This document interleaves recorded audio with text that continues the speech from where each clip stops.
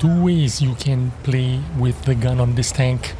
One, you can do 660 damage in 5 seconds, or you can do 110 damage every 4 seconds. So you have two choices. You can do burst damage, or you can have a very rapid firing gun. Either way, this tank is going to be a beast, and it's a tier 5. Now today we are taking a look at the KV-1SA, the tank pictured on your top right. This tank is rumored to be a premium tank for the well-deserved reward. Now, if you're not familiar with the well-deserved reward, it is a loyalty program for players who have been playing for more than 3 years. Every year in November, you receive a free tank. So basically, it's usually a tier 6 tank, but sometimes you might get a tier 7 tank. We've got a super Hellcat on the first year, and then we've got the VK, we've got the T150 light tank.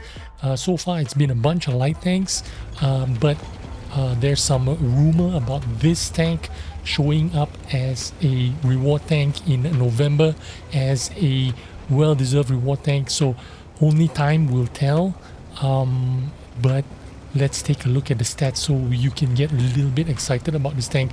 First of all, it is an auto reloader, and I think that is the most important or most interesting aspect of this tank. It looks just like a KV-1S, just like the one you are watching the replay of right now, minus the extra plates on the side of the turret. As you can see, the side of the turret on the KV-1S has a little bit of shielding.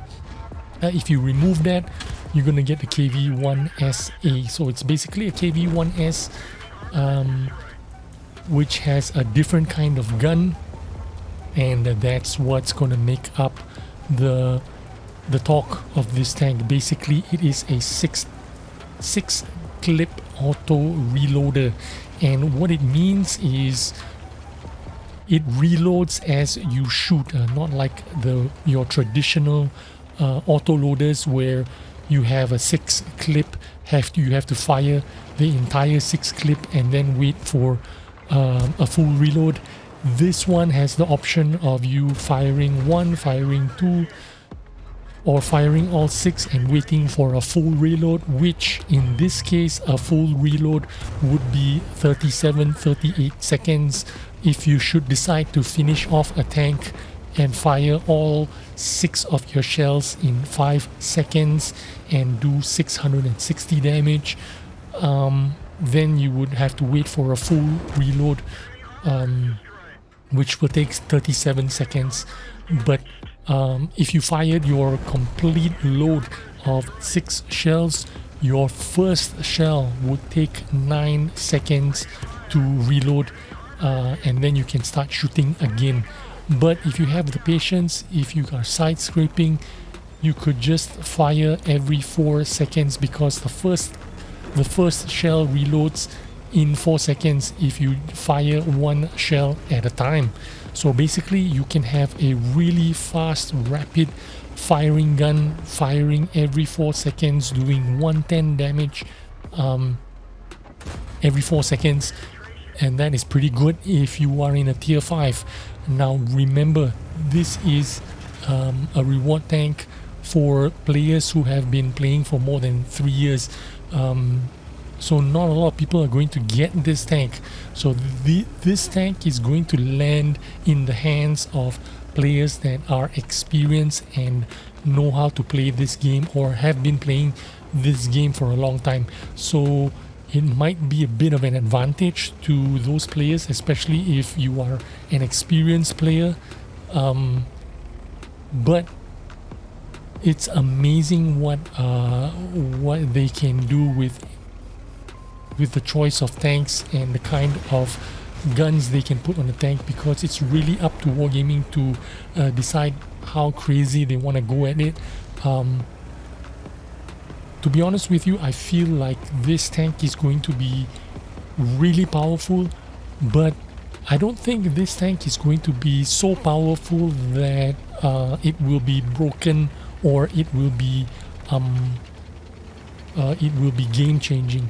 I think a lot of people are going to, even though they have this tank, they're not going to do very well in it.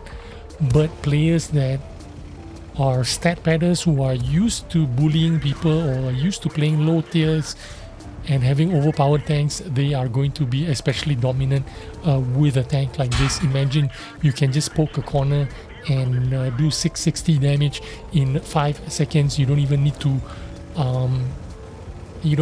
think much. You don't need to compute.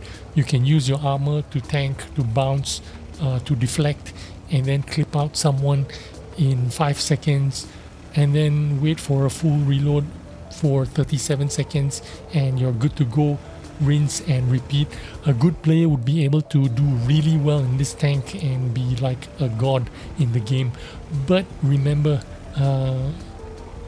when you have such a powerful gun and such a great reloading mechanism built into the KV-1SA, you also have a bit of a downside of it, and one of the downsides is you only get 5 degrees of gun depression.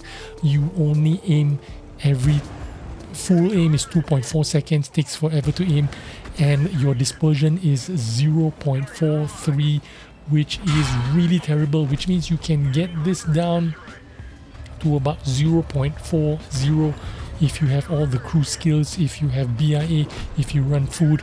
Not fantastic dispersions even after you have maxed it out with food and crew skills. So even with your best crews in it, even with food, you are still not going to get really good dispersion. You really need to be face to face, up close, shooting your enemies right in the face in order for you to take advantage of the accuracy, which isn't so much. So even though you've got 6 shells auto reloader, if you're going to fire it from medium distance or long distance, you're not going to hit a lot of things.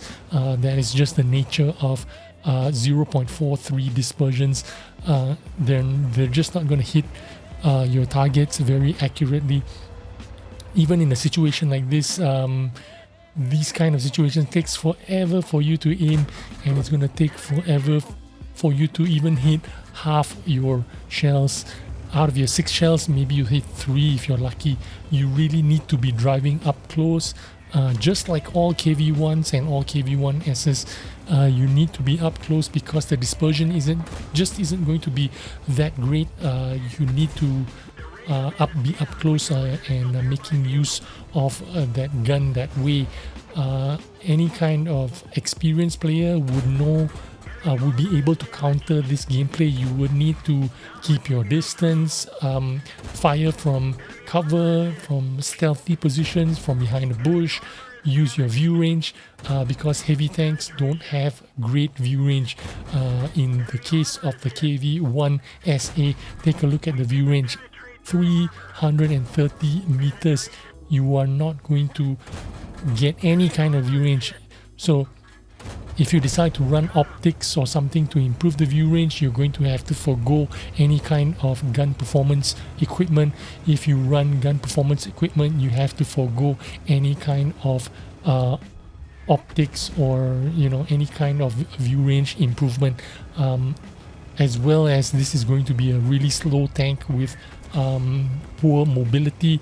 If you decide to upgrade your mobility with an IRM or a turbo, then you're going to forego your gun handling again. So it's really difficult for you to make a choice on how you want to improve the performance of this tank. Personally, I would probably go for gun handling equipment, not even mobility equipment, just pure gun handling. Your vertical stabilizers, probably an IRM to help out with a little bit with mobility. And I don't think this tank would take a rammer because it is an auto reloader. Maybe you could run vents, or you could run optics to help improve the view range, or because it's a heavy tank, it would be more wise to run a hardener in the first slot. But anyway, this is my opinion. Will this tank make it as a well-deserved reward tank? We will see in November. You heard it here first. You still got time to research this tank and find out how you feel about this tank. Many more months ahead to wait for this tank to see if it actually shows up as a well-deserved reward tank. Thanks for watching. I will see you on the next video. Bye bye.